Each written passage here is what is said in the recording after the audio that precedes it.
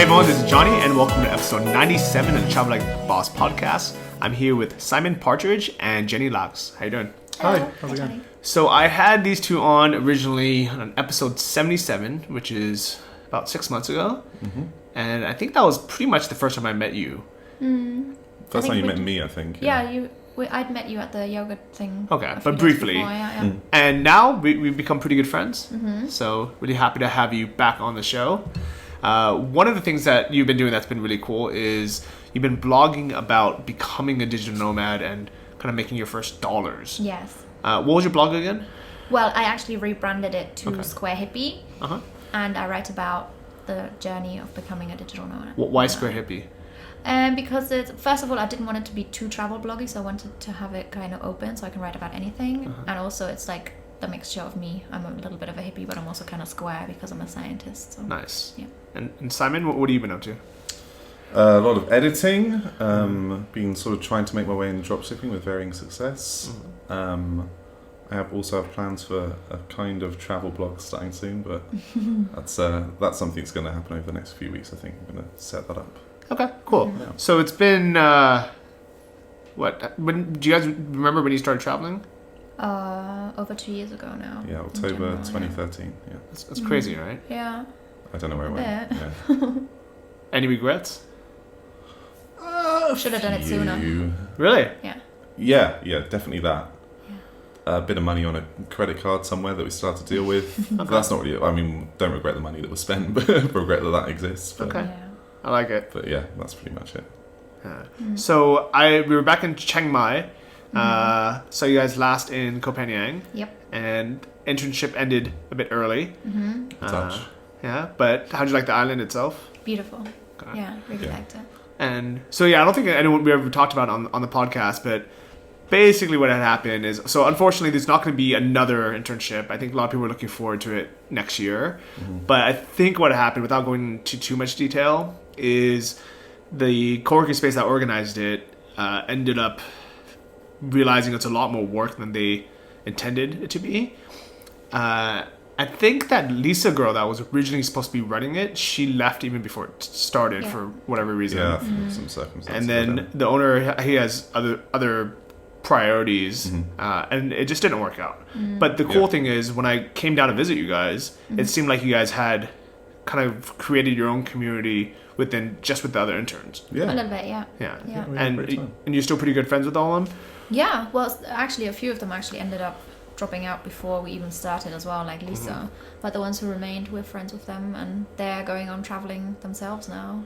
So. Yeah, I'm sure we'll see a few of them on the road. Levi, she's off to Australia now to live for a while. Yeah. Really? Where's she now? Is she in Chiang Mai? She's in Penang for a holiday. Penang, okay. Nice. Yeah, just passing through. I think she's in Sydney for New Year's, and then she's going to stay there to work for you on a working holiday. What about Travel Dave? Travel Dave has many big plans. Yeah. He's just returned back to Europe, and for the first time spending Christmas at home again in like years. I don't know. Yeah, we saw him briefly in Chiang Mai just before he disappeared. Okay. Yeah. Nice. Yeah. And he's got big plans. He does have big plans. Yeah. He's got his 10-year travel anniversary coming up. That's cool, yeah. Yeah, he puts us to shame. Yeah, I had him on the show too while I was down in Koh Phangan, about 10 episodes back. I don't remember which one. So who else do you keep in touch with? Jenny, she's coming. We haven't actually been that much in touch with her. But yeah. She's coming to Chiang Mai now. She came a little later to the internship, so she was not really part of the internship. But I don't even know how long it was in the end. Apart from that, the resort owner, Anne, was still in touch with her. Yeah, we had a really good relationship with her. That's one of the best things that came out of it. What resort did you stay at? Chiang Beach. Yeah. Chiang Beach, okay. Yeah, I went there to watch the sunset with you guys. Yeah. Beautiful place. Yeah, it's lovely. Yeah, it's a really chilled, kind of simple, kind of bungalow beach resort. It's really, really nice. Kind of a slightly bit away from the crowds. Yeah, it was kind of like in the, not the touristy area, I guess. Yeah. But I mean, it's a beautiful place. I think it'd be nice for like families or couples, I guess. Yeah, that's basically. Yeah. Awesome. It's lovely. They got a fair share of party animals too. No, not that many. We also stay in touch with a yoga teacher who was awesome. Really? Her name's Marta. Yeah, so you were telling me that you would just do yoga on the beach every day? Well, I try to do it every morning, but I did it regularly with Marta. She comes and does classes at Chiang Beach, so we did it right there on the beach bar. And then I did some by myself as well. Nice. I did they had a boot camp there as well, so I used to do, not as often as I should have, but yeah, that was pretty cool on the beach. So as far as like business size, what did you actually work on while you're in Koh Phangan, and like how, what are you guys kind of doing now? Well, basically for me, I started off from scratch. Yeah. Like when we arrived in Chiang Mai, which was only a couple of months before we went to Koh Phangan, I only had just started freelancing, like the first couple of dollars that I made. So when I arrived in Koh Phangan, I just wanted to get that going, like get more out of it. And signed up for Upwork, had my ups and downs with that, kind of got better, got my hands into translation a little bit because I'm German. Freelance writing, but not so much SEO, more blogging, so that's also better paid and is more fun. And now I'm starting to make websites as well. Oh really? So, cool. Yeah, that came out of my blog because when I moved it over to WordPress, I had to learn about all of that, and then it kind of came from there. What were you on before? WordPress.com. Okay. Yeah. So for those who don't know the difference, you want to explain it briefly? It's a big difference. So basically, WordPress.com is if you don't want to do very much with it. If it's just for you to keep track of your photos or show your family at home what you're doing, or it's just a hobby, then that's fine. But you will come to a point where you can't actually do as much with it as you want to, and then you're gonna have to go get your own hosting and go with the more professional WordPress.org. Customization. Yeah. So if you're on WordPress.org, you can basically make any website in the world. Sorry, I get excited. Yeah. No, it's true, and I think it's a crazy number, but like almost half. I think it was like 30 or 40% of all websites in the world, including like NewYorkTimes.com, a lot of big websites are made on WordPress. Yeah, some people were telling us some crazy ones. You wouldn't even know, but yeah. I think somebody said eBay was on it. I don't know if that's true though. That doesn't sound true. I don't think that's true. But huge platforms. So when people say use WordPress, they technically mean WordPress.org, but you would actually never type in WordPress.org. No. I think you would actually just sign up for some hosting company and then install the WordPress plugin site. I don't know what and it's a bit of a pain in the ass because Jenny pulled a few hairs out over trying to switch over and stuff like that because we're not great technical people, so we kind of. But that's also the beauty of WordPress because you can pretty much Google every problem you have and just find bits of code to put in and like whatever fixes it. Like somebody has usually done it before. So on WordPress.com, the migration to self-hosted WordPress, how hard was that? I actually ended up getting someone to do it for me. Okay. So when I signed up for my hosting, I used an affiliate link from WordPressBeginner.com, and they offer free migration service. So I signed up to Bluehost through them, and they did it for me, so I didn't have to do it. That's but nice. A friend of mine, she's just currently dealing with it, and it's not that nice. It's hard. If you're a beginner, it's hard. If you know what you're doing, it's a 5-minute job. So it's like okay, cool. I switched one of my sites from somewhere to my hosting now, which is SiteGround, and I think they either give you a free domain name or they will transfer your site for you. Yeah. So that's who I use. Besides for the free site transfer, was there any other reason why you used WordPress Beginner? No. Okay. But that's not so. No, that was the only reason, and you just use. They have different affiliate links for like Bluehost, SiteGround, anyone. So I just went with Bluehost because they've got good reviews. They've got really good customer service and support. But I've actually used SiteGround in the meantime because you suggested it, and it's really good. Okay. Really good experience with them. You've managed to like over live chat get SiteGround to do some stuff for you because you didn't know how to, and they've been pretty good. Yeah, I think my only complaint about SiteGround, and it's not even really a complaint, it's because, so basically the only complaint I personally have, and that of what people have said, is the tech support is really really smart, and they know they're smart, so they're kind of not very nice to you. They're just kind of like, I know what I like. Yeah. Like it's like that sense of it's like, I don't know, I guess talking to an Apple genius guy. Yeah. But at the end of the day, I'd rather have someone actually know what they're doing, and then just tell me hey, let me do my freaking job. I'm an expert at this. Than have someone be really nice but not know what they're doing. Yeah. That's probably better. I must have spent about 10 hours on the live chat with SiteGround working on my first client site. She was like, they must have hated you. Intense. But in the end, they helped me so much because I was like, I can't do it. I'm really sorry. But very cool. All right. Yeah. So if anyone's curious, the reason why I use SiteGround over Bluehost is just because they have less people.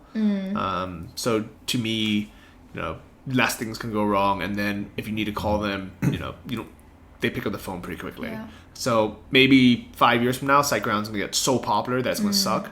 But as far as right now, it's it's kind of like that good balance of the two. All right.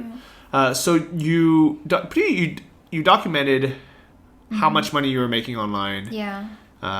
What was like your first like dollar or and then what was your first like $100? Well, my first $7 was SEO writing, which I got in Chiang Mai through Dave, Travel Dave, who got me some writing work through friends. But I've actually gone away from that now because it's 500 words, it's like $6 or $7, and it's it kind of really boring. Yeah, it's boring. It was a really good opportunity to get into it because I've never done anything like it before. But now I get paid much more for like blogs and stuff like that, which is also much more fun. Yeah. And the first $100, I would say that was all SEO writing. And then it kind of went, I did a little bit of Fiverr, then I wrote my ebook that we published while I was in Koh Phangan. Yeah, your guide to Oktoberfest. Yeah, Oktoberfest on a budget, more beer for your buck. Nice, I like it. How's that been selling? Slowly, but I've also been pretty bad at publicizing it and advertising. I released it just before Oktoberfest, but there wasn't really that much time beforehand. So next year, hopefully, I can push it more. Push. But I've sold like 25 or 20 maybe. That's pretty good. That's pretty good, yeah. So I actually made a sale a couple of weeks ago as well. I'm like, one in November. Yeah, we thought it was a pretty good idea. I mean, it's obviously a seasonal one, but next year we can push it. But it was fun to write. So, okay, good. Yeah. I'm glad. And it's fun that you're doing all this, and I think it's nice for people to see someone who's kind of just starting out with it, and and especially if you continue to post this, I mean, you start crushing it. People can go back seeing that how excited you were to make $7. Yeah, that's it. I remember the first $7. You're like, wow, I've never actually made money online. Yeah, and then PayPal takes their 3% or whatever, but still. And it's nice to like cut through some of the myth as well, because a lot of, I mean, I know you've down the years you've shown how you've made your money and how you've got there, and that's really interesting for people to see. But like sometimes all you see is people that have got there, and they all seem really successful, and you're like, how much crap have they had to go through to get to that place? And Jenny's kind of spilling the beans on that. So I like that a lot. And dealing with people on Fiverr and Upwork and stuff is actually pretty painful sometimes. I'm doing some Upwork stuff at the moment as well, and just getting people to tell you what they actually want is something that people can't communicate to you. It's amazing.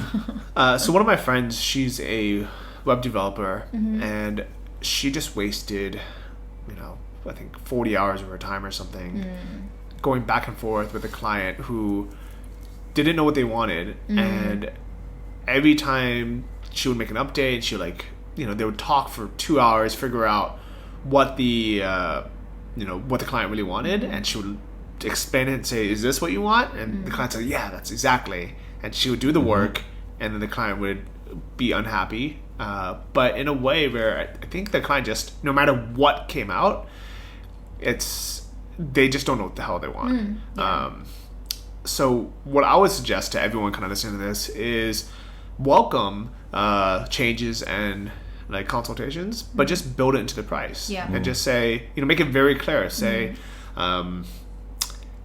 here's the scope, what I'm going to do, and as many changes as you want, as many like drafts as you want, it is this amount of money every time, and don't feel bad to build them, because that I think what had happened, the reason why I got to 40 hours is they feel like it's a sunk cost. Like she put in so much work already, so she's like, well, now I have to make it good.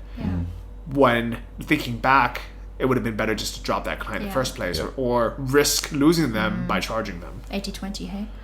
Yeah. But that's something that you really learn. It's just how to deal with clients, and especially when you do visual stuff like websites, because people they find it really hard to see to see the outcome that they want. They can't visualize it, so you're constantly changing stuff, and they're like, oh, I didn't expect it to be like that, I can't really imagine. So that's pretty hard. You just have, as like a freelancer, I think you just have to be more kind of strict with clients as well. Just be like, you have to have this down and have them, and it might make it look like you're being pedantic, but like you see all these writing jobs advertised, and people put a budget, but they don't put how much writing they need, like how many words or pages. They don't put a time frame. They don't even tell the topic. Sometimes not even the topic. Then sometimes none of that. And you're like, well, what kind of advert is this for a job? You're not telling me anything about this. Crazy. Yeah. I don't know what the game is, but it's also a good source. I just edited a book through Upwork, which paid pretty well, and the book was actually pretty interesting. Was it nice? Yeah, it was like an autobiography of like an Iranian expat, like he was fighting against the Islamic Republic and stuff. Okay. It was pretty cool. Yeah, I think it's been translated from Hebrew and needed. So yeah, so it's, fun stuff does come up too. But I'm just translating a drinking game. Really nice. Yeah, from English to German. Nice. Yeah, they're friends who I actually met in Koh Phangan, and they made this game. They coded it. They made it. So translating it. Very cool. So it's like an online game. Yeah, it's called Drink and Tell. You can already get it from the iTunes store. Okay. Yeah, that's cool. Yeah. I like that. So do you think that freelancing was definitely the best way to start out? For me, yes. Okay. Because when we actually arrived, we wanted to do dropshipping straight away because we listened to your podcast and we're like, well, that's what we're going to do. And the problem was though that we basically didn't have any money saved up. So you kind of need to get some money in anyway. You know, like live. Yeah. And to be honest, the whole dropshipping, I want to do it still. I'm still interested in it, but it's not anything that I'm very passionate about. So it was harder for me to really get excited about it. Yeah. Whereas this, because I focused on my blog first and then I got some writing gigs through my job, through my blog and so on. So I'm actually interested in that. But still, like this challenge that I set myself, dropshipping is going to be part of that as well. I like it. Good. Yeah. Maybe vicariously through me. Yeah, maybe. Yeah. So as a couple, are you sharing your expenses? Yeah. Okay. Yeah, we've kind of had all of our money in one pot for a long time now. Nice. Okay. And so I think that's actually a good thing because with Jenny's freelancing income, it's pretty, you know it's going to come. Yeah. And it's going to be pretty steady. At this point, I'm kind of got some regular clients. It was like 8 to 10. It's pretty low. So when it came to no sales.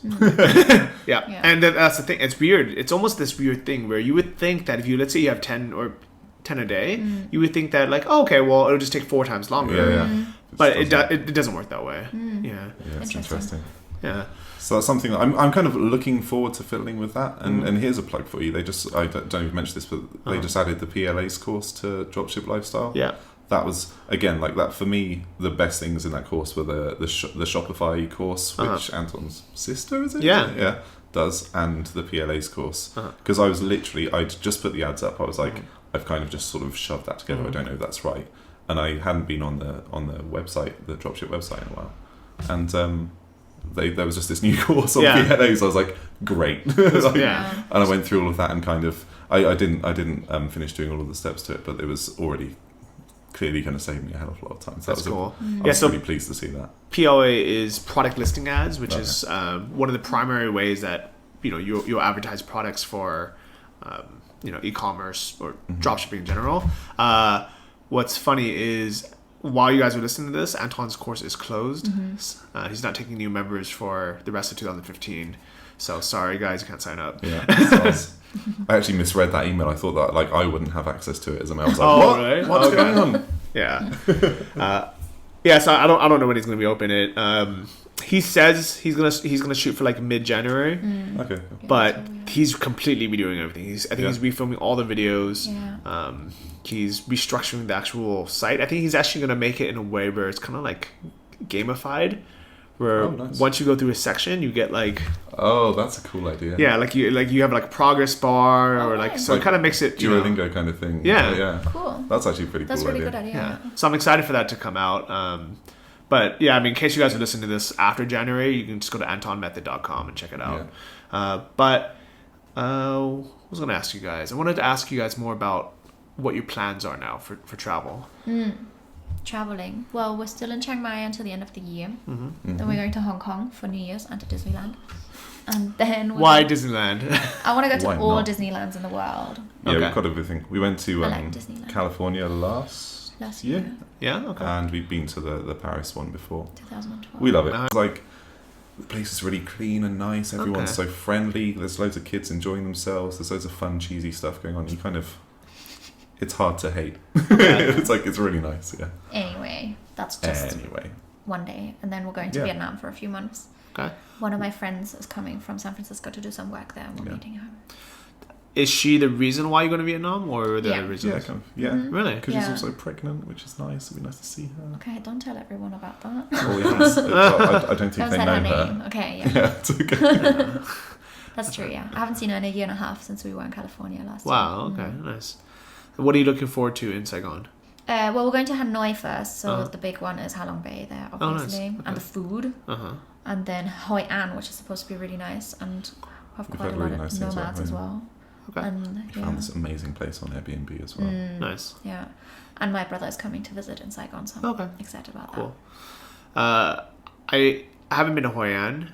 Actually, I haven't been anywhere besides Saigon, but I've heard Hoi An is the best place. Yeah. It's beautiful. It's nice. So we're here. Saigon, I had a huge episode about it, so you guys can just look that up. I'll have it in the show notes. It was Chiang Mai versus Saigon, because that was like the two big hubs. Okay. Basically, the summary is Saigon is good for people who like really big, kind of crazy cities, and Chiang Mai is good for people who like kind of just to chill. Yeah. You know, like a little bit more peace and quiet. Yeah, I'm dreading it a little bit, to be honest. I'm a bit scared because just the traffic and things like that, I think are going to be insane. But always remember, I mean, what's cool about the lifestyles we have is we can leave. Yeah. Yep, it doesn't work out, you can just move Yeah. on. That's the exciting thing now, Which that is we're very kind of getting to that point where we can actually afford going somewhere else now. Which is So nice. your first job paid $7, 7, yeah. and then when did it like? Can you tell me the progress? Like, how long's that been? So that was in July, and I did that for a good few months, and then some other writing jobs came along, and funnily enough, a guy left a comment on my blog post that I wrote about Upwork, about my terrible experience with Upwork, and he said he had a job open, WordPress writing. It's actually ghost writing, so I can't tell you anything too much about it, but it pays about 15 times as much as what I got for the... Wow. Oh no, about maybe 10 times as much. Okay. But another friend who I met in Australia, she's the daughter of my old boss in Australia. She contacted me. She's a content manager for a blog in Australia. She got me a job that paid literally 20 times as much as the SEO writing for one article. And it was way more fun to write about it. Very cool. Because it was about travel. And, Yeah. But I think that's how people start. Like, you have to start somewhere. You have to take those... I guess you don't have to take the crappy jobs, but that's the easiest way. Yeah, you gotta start somewhere. And you get to know what you really don't like doing and what you do like doing as well. Like, you've done some stuff which you really hated and some stuff which you were kind you know of what? The surprised to SEO thing, I'm not too keen on doing that much more, but I didn't hate it either. Yeah. You can actually enjoy everything a little bit, even writing 28 articles about office refurbishment. Yeah, she gets me to look over them because sometimes she doesn't know where commas go and stuff. But like, I don't know how many articles I've just checked over that are about Yeah. It's a good idea. androgynous. Is that it? Androgynous. Yeah. That's the one. But it's also kind of a catchy name. Like when Homer Simpson changed his name. They're imagining this foxy lady. Yeah. But Eric Bishop is also a cool name, so he can easily be known as It that. could be. It sounds to me a little bit like a character from Coronation Street. It's like a middle-aged, Yeah. middle-aged. Because it was too dirty. No way. Yeah. Wow, look at, That's insane. good for China. Yeah. I didn't know they had it in them. Well, with all the What? new Yeah. agreements now, they can't even get it Yeah, out. true. They can't even burn the stuff that they already have out of the ground. Yeah. So it doesn't make any sense. Yeah. No, it would have been nice if it had happened after we got all of our money out of the country. Though. Yeah, But we still hey, have some there. And These it's are the just things like lost these. and lost. I don't know if the baht's fluctuated much since you've been in Thailand. Oh, but these, a ton. yeah. See, these things happen. I mean, you just got to take it. So when I first came to Thailand, I would get about 30 baht to the dollar, and now I'm getting 35, 35, 36 nearly. which is insane. Yeah. Like Huge difference. I'm almost getting like 20% more value than I did before. That's kind of the amount we Even lost for us in the it's dollar, gone- in the but Australian even for dollar. us, it's gone up a little bit now, living here and earning in dollars now, because we earn US Yeah, dollars. it's usually- See, that's another good thing about freelancing. Is Yeah. regardless of what country you're from, you can earn in US dollars. Yeah, like most people are happy to pay in dollars. Obviously, it would be cool to get clients in the UK where you get paid in pounds, because it's always good. But yeah, dollars really good. It's nice. Yeah, it's good currencies. And it's almost the same as the euro now as well, isn't it? Dollars and euros. Are Yeah, quite equal. so good time for us Americans to travel to Europe. Yeah. This summer, Johnny will be coming to Europe, and so will the two of you, right? Yes, we're Yeah. finally going back home.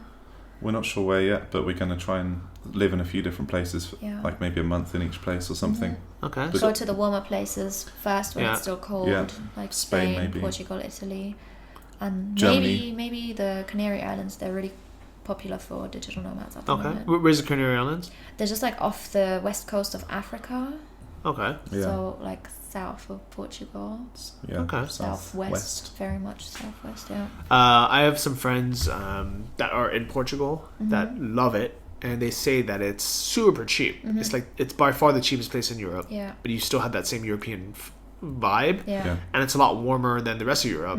So I'm definitely gonna check that out. Yeah. It's still like 20 degrees now at the moment, I think. Around 20 degrees. Yeah. Oh, Celsius. And we've only really been to like the main European countries, so we want to check. You hear more and more about Eastern Europe, so that's somewhere we want to check out. And apparently, you can live there Bulgaria, super cheaply if Czech you go to the right Republic. places and live well. Yeah, Prague is cool. I Croatia. I keep seeing people yeah. post about Sofia, Bulgaria, Yeah. which I never thought would be on my radar. No. I mean, I know nothing I've about heard Bulgaria. so I literally much know about nothing. it recently. So many people are going there. Like even our friends here in Chiang Mai were all talking about meeting there in the summer because it's the new place to go. Yeah. Be interesting. Yeah, I'm really curious if the next Chiang Mai is going to be somewhere like Sofia, Bulgaria. Wouldn't Somewhere's going to surprise be me, it. yeah. How long do you think Chiang Mai's got? Yeah. Do you think it's going to run out of? It's going to get too big at some stage, surely. What do you reckon? I think it really depends on. I would say the main factors would be visas. Yeah. Agree. If Thailand makes it harder for digital nomads, people are slowly gonna like not come here as often because it's gonna be more of kind of a pain. Yeah, Yeah. true. I think one of the best things about Chiang Mai right now is the cost of living is actually very devalued, like for no reason. Yeah. It should be a lot more expensive, Yeah, but it's I not. agree. It's everything is so cheap, Yeah. and even like restaurants. I went to that chicken rice place. No, sorry, the bone soup place. Yeah. Yeah. They raised the prices, and they were really apologetic about it, and went up by 5 baht. Yeah. You know what? Our fruit shake lady, the price went down by 5 baht. Really? That's it weird. went from Yeah. 25 to 20 baht. Yeah, the Southgate Market. I don't know how. Insane. It's crazy. It's great, yeah. Especially So- compared with the island that we lived on Yeah. as well. It's probably like everything on the island had maybe like a 30 to 50% premium, or So 5 baht is about 15 cents US. yeah, it's nothing. And yeah, I think if prices, for whatever reason, catch up, then maybe it wouldn't. Then if it's the same price as like let's say live in Portugal or in Sofia, then maybe people might move as well. Or even on a Thai island. Yeah, or on the islands. Yeah. So that happens. I have noticed though, my building has gotten a lot more expensive, but I think it's also people coming for very short amounts of time, and they know they have to pay a premium, Yeah. and the landlords almost like kind of screw them on purpose because they don't want short-term renters. Yeah. Yeah. So instead Yeah. of charging 18,000 baht a month, they're charging them 25,000 baht a month, which is significantly more. Yeah. But people just pay it because they're like, oh, I'm only here for a month anyways. Yeah. And I think that's kind of messing up at least this building. But the good thing is they're building so many new places. Yeah, everywhere. So I think even if and a lot of people actually get mad at digital nomads for Oh, I'm driving sure. up I the can prices. I'm sure. Yeah. I would totally It's understand it's that. amazing how many condos are getting built all the time. Like there's so many. You just walk around this area. There are so And many they digital look nomads great in as Chiang well. Mai at Yeah. the moment. I went to T-Bex in October, and like half the people I met were going to Chiang Mai for a few months afterwards. And Everyone. we're still definitely at the stage where like there's a really good scene here, and it doesn't feel like crowded or like there's too many people or the prices are going crazy. It's really nice. I agree with you though. It's crazy how cheap it is. It should be more. It should be expensive. more expensive. Yeah. Everything should be more expensive. And- Food should be Yeah. the combination should be Everything. more expensive. The taxis Scooters, should be more. Yeah, the taxis are 5 times as much on the you island. have everything here really, and it's kind of like it's almost like somebody hasn't realised it yet. Yeah. It's Yeah. like, Yeah. hey, this is a really good place to be. And I think that's one of the reasons why I like it so much because I really like value. That is one of my favorite things in the world Yeah. is value. And I think I've always been that way. I've kind of always grown up in a very frugal family, and for the longest time I didn't have any money, so I really liked doing research and getting good deals and Yeah, stuff. same here. And living in Chiang Mai is kind of like you just get a good deal on everything always. Yeah. Yeah, it's true. Even Yeah. places that are more expensive, it's just kind of like, oh, fair enough. Yeah. Like it's $4 instead of $2.50. Yeah. Well, we had a girls' night meetup, Digital Nomad girls, and we paid 75 baht a glass of wine yesterday at an Italian Wow, restaurant. that's really cheap. Because they have like half price nights, so it's like $2. $2, Yeah. Wine in Chiang Mai is not very good though. Well, in No. Thailand, it's not Yeah. very good. No. And you would usually expect to pay a lot But more it was for wine. yeah, 'cause but it was like you Italian don't get house it. wine, so it was fine. Okay. You know? Crazy. Everything's cheap. But yeah, so I think there's that. I haven't actually met anyone with the 6-month tourist visa that's new. No, No. not yet. So I think kind of depending on how easy that is to get, that's gonna play a big factor. It Well, sounded like a bit of a sort of false dawn a little bit. It sounded really promising at first, and afterwards it sounded actually no more convenient after all. well, you have to get it at home. That's the Yeah. issue. True. That's That's right. less I always convenient. forget that. Yeah. So I'm going back home next week, Oh yeah, of course. Yeah. and I'm going to apply and hopefully get my new 6-month tourist visa. Okay. So I'll report back on how easy that was, because Yeah. That'd if be it's if it's relatively easy, or just as easy as getting like double entry, then my life is going to be awesome. I'm going to Yeah. be able to come and go as I want. Yeah, you can I don't hop have- in and out. Yeah, I'm not going to have to make another. I would have to leave the country just to like get a new stamp every couple of months, but I'm not going to have to go and get a new visa, Yeah. which is going to make it so easy. So if that works out as easily as I'm hoping it's going to be, and I think Chiang Mai is going to be even like a bigger hub. Yeah, strengthened by Yeah. Possible, yeah. a lot of people are coming from. Yeah, because for a lot of people, it's like you're living in this country that's so close to everywhere else. You might want to just go to Bali for a week or whatever, or you want to go to Hong Kong or Singapore, but you can't because then you're losing your visa that you just applied for and you paid for, so you can't actually leave the country as often as you want. Yeah. Yeah, we were checking out our visa options in Vietnam, and you can either do a single entry or a multiple entry one, which is nice to have Triple that flexibility. entry. Yeah, multiple entry. It's either 1 month or 3 month, and I think we're just going to stay in Vietnam, so we're just going to get a single entry. But it's nice to have that option to know you're not sort of stuck in the country and you're not going to waste one of your entries or something. Yeah. It's just like, I'm hoping that Penang in Malaysia is going to be the next hub. we really liked it. Yeah? Yeah. Did you? We had a Okay. nice time And there. they give you 90 days for free. Yeah, it's easy awesome. there. Yeah. That's a really nice place. Good food. Penang, that's random. Okay. I really like We liked Penang. it. It was sort of a I want to cute open kind a of town. co-working space. A lot of people, because it's the place from Koh Phangan, it's the place where people do their visa runs, and a lot of people from there don't like it, but I think that's because they're kind of island people and they prefer the chilled out Yeah. vibe. Yeah. Penang's a kind of bustly town, Yeah. but we thought it was really cute, like old colonial kind of. Yeah, it was a cute place. I remember going to Georgetown. around there. Yeah. Yeah, loved it. They have some islands kind of close by, like the Perhentian Islands, which I haven't been to, but they're really nice. But what's nice is from there you can fly to Borneo, which has the best scuba diving in the world. Really? It's still pretty untouched, is it? Or Very untouched in certain aspects, like tons of fish life, more than you'll ever see anywhere else. nice. But lots of garbage in the water. Like in Indonesia. Yeah. Yeah, and it drives me freaking crazy that it's the culture there, the lack of education, the government. They kind of people just throw everything in the water. People throw you just find so much plastic, so many plastic bags, find like diapers in there. It's just like it really put me off with the Yeah, experience. that's sad. But the diving itself and the fish life is so incredibly good that you kind of just turn a blind eye to Yeah. it, you know? That's basically what happened in the Gili Islands as well. Yeah, you have in to do that a Indonesia. little bit. Yeah. But, so many options, so many possibilities. And on your last income report that you published, what's your income up to? So my last one was that I published because I'm a little bit late at the moment. That was from October, and I had made just over $900. Congrats. Thank you. And was that enough to pay for your month, like your living expenses? Yes, so we were living on Koh Phangan and we didn't pay rent, but it was actually a pretty expensive month because we did a week in Penang for a border run, and I had a week in Bangkok for TBEX for the conference. Which is travel bloggers. Travel retreat. blog exchange, yeah. Okay. So those were 2 week-long trips, but I still managed to. How much did I make? I think I spent about $750, and I made just over $900. Nice. So you got to actually- save a little bit. Yeah. A little bit. Speaking of which, so do any travel bloggers actually make money?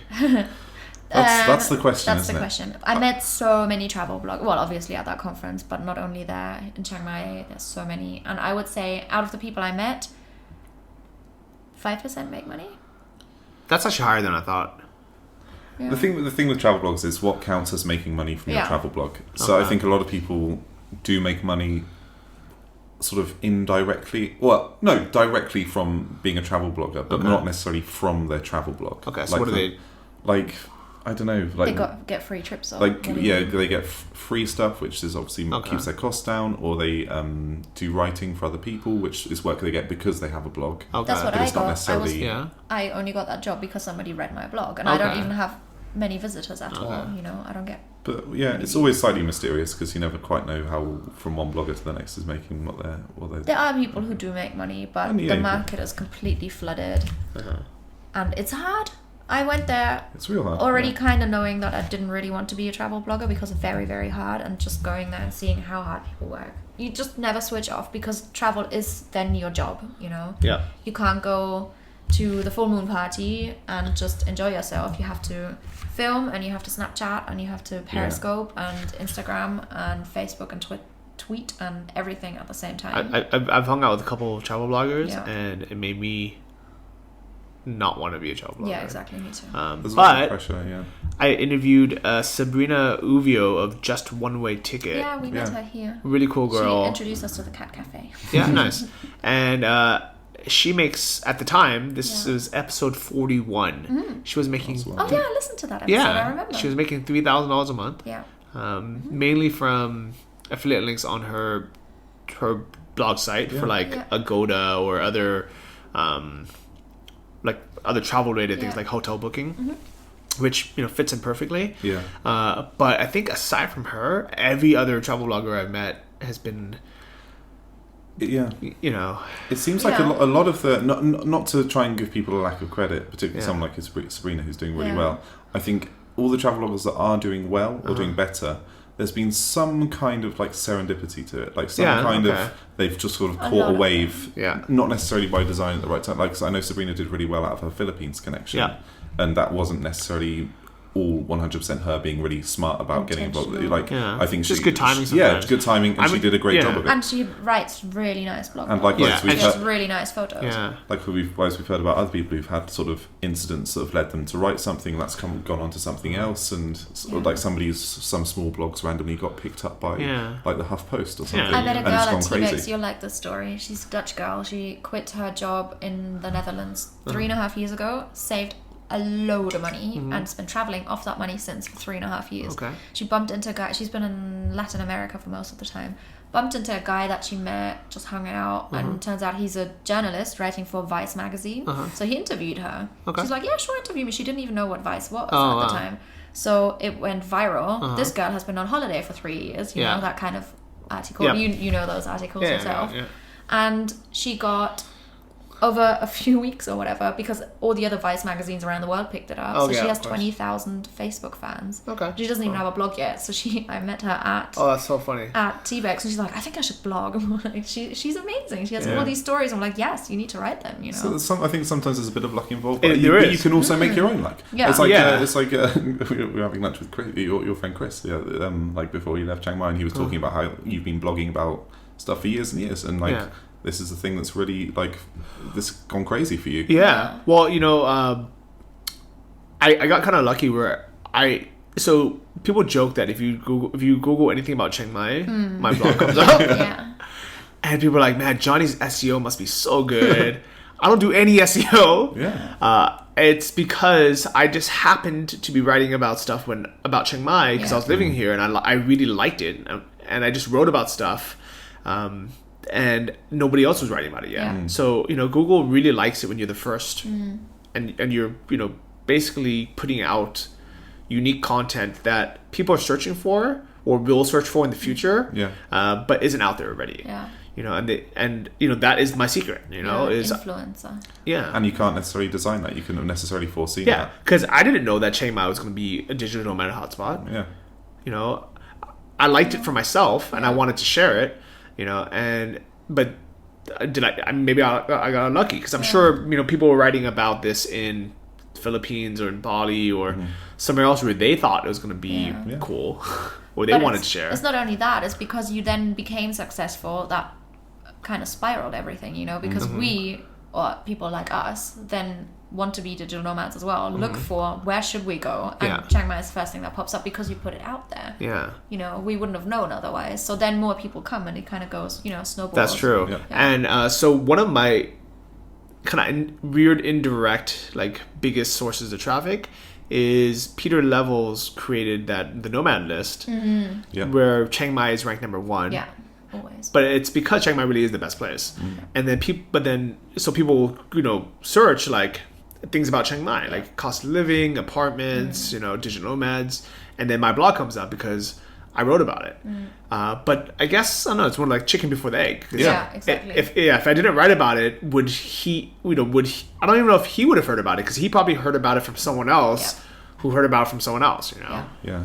And that's funny that you say the chicken and egg. I always call it that as well, because when you start looking into this whole blogging about digital nomad kind of thing, it's always, well, were they digital nomads before they blogged about it? Or is blogging about it making them digital nomads because they're making, do you know what I mean? Yeah, because okay. then you make money from the blog. It's always this conundrum, like, are you already there when you write about it? Or are you... That's why I wanted to start right from the beginning, like saying, I'm not actually one, but I'm trying to be one. Yeah, trying to make it. Just to, like, be clear. But I think that kind of snowball effect is true of anything. Like I say, I think you do make your own luck in the long term. You're not going to get lucky every time, but if you just keep doing stuff, you get lucky. Just with the freelancing, the more work we've done, the more there's connections. Like I did, like Travel Dave, who we talked about earlier, I did some editing for him for some ebooks. He recommended me to some friends. I'm editing a book for a publishing company that's hopefully going to recommend me for more work.